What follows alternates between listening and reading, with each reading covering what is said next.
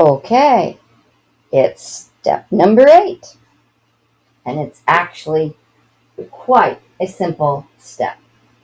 Notice, crossed it all out, because this actually is if we were inserting elastic all the way around and through an opening that we left. So what really happens for number 8, when we're going to put in our drawstring and our elastic insertion, is this.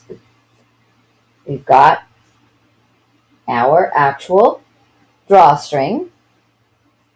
We have got a bodkin, but I do not really suggest, you have to feel how you feel about this. Putting it against elastic is one thing, but fabric, let's see how tight we feel this is. Because I'm always leery. I don't want it to come back on me and fall out. Well, that feels like there's enough fabric there that really grabbed it. But if you don't have a bodkin, what do you use? A good old size safety pin. All right.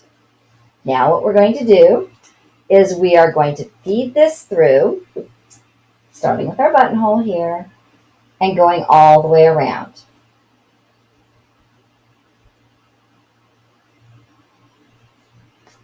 And when I come up to that first seam, this is why, you like the basing there. It just slid right through.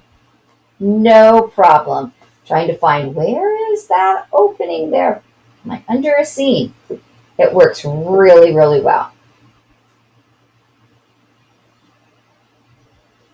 And I just went right past that. Slips right in there. I just want to make sure that now my elastic gets started in here. So we're going to come back, make sure you can get through that buttonhole. And that will be yours too if you have inch elastic, right? And we did the buttonhole for just the 3/4 inch, right? So you'll have to work it and get it started in there. Kind of fold it over, and you'll get him going in there. Now I'm going to pull on it a little bit over here. See if I can't get it started in there. And once you get him going, it's not a problem.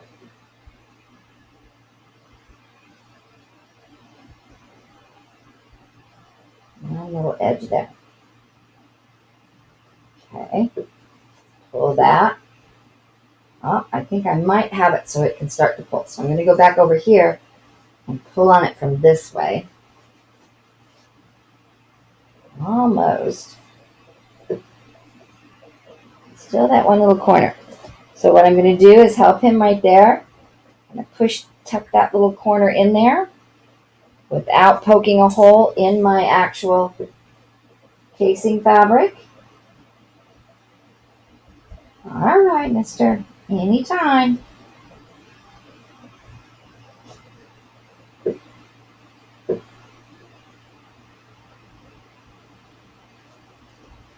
Okay. Give it another pull over here.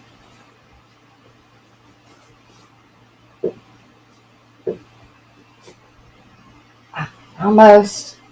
He's positioned to do it.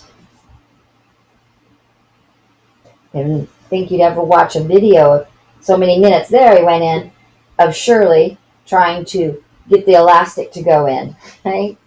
So there it went in, and now we can continue pulling it through.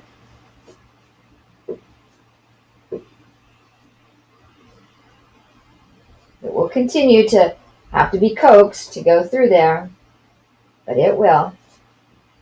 All right, I'm going to continue around, and when I get back to almost the end, I'll turn back on the video.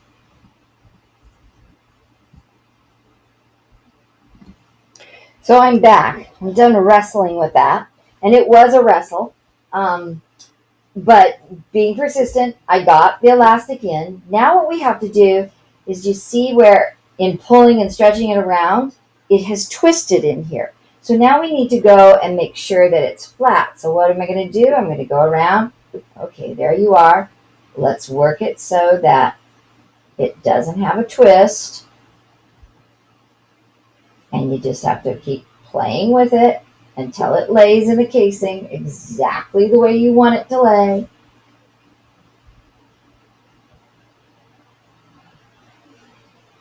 Like I said, there we go. Now it's flat. Make sure it's flat over here. Yep. Just don't want to lose my drawstrings. So now what do?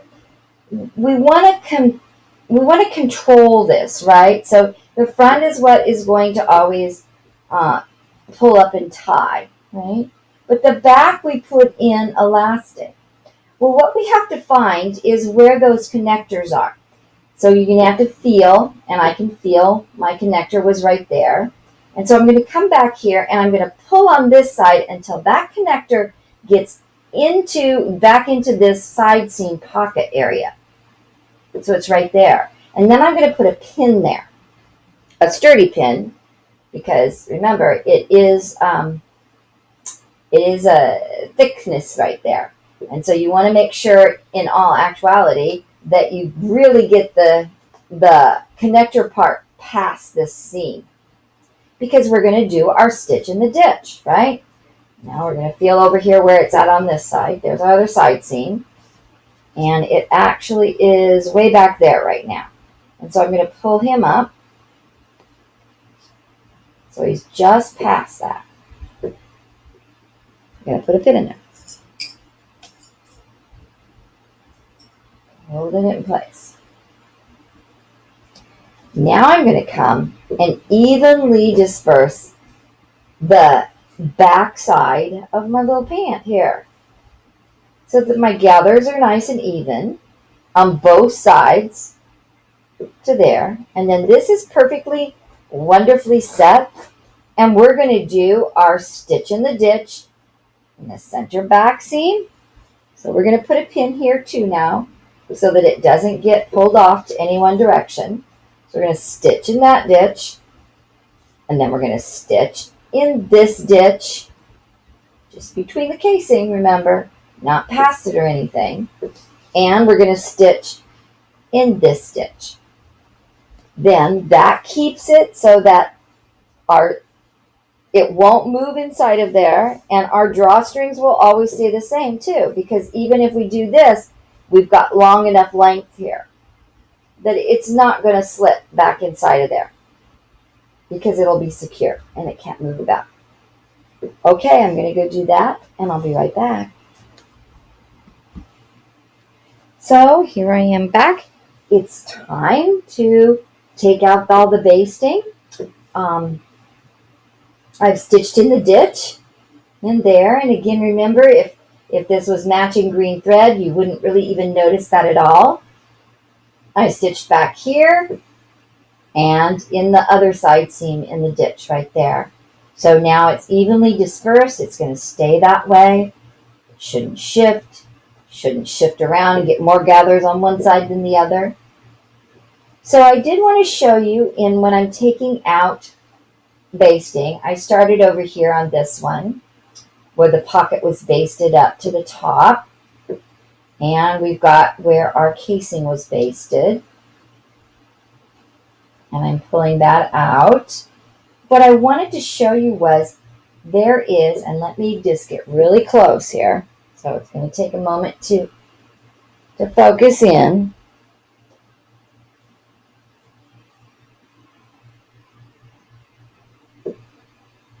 Does it like that close? I'm going to go back to there. Okay.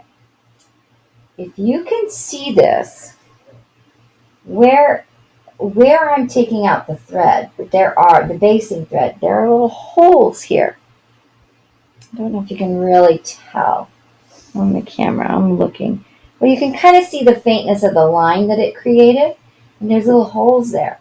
And this is the best demonstration I can think of to show you how important steaming after you stitch something is. Because if I can get this other piece out here, there you go. We're just going to trim him. I don't want to yank too much on him and rip my fabric. So I'm seeing all those wonderful little holes right there. I would continue to take this out before I do it all over, but just by steaming that, not pressing at all, just steaming, you should be able to remove those little marks. Okay, and that's it for 6, 7, 8, and we don't even have to do number 9 because number 9 was stitching back. If you had left an opening, we just had to do stitch in the ditch. And I will show you this on step number 10 after I get my steam iron going back, and I'll show you how that disappeared. See you then. Bye-bye.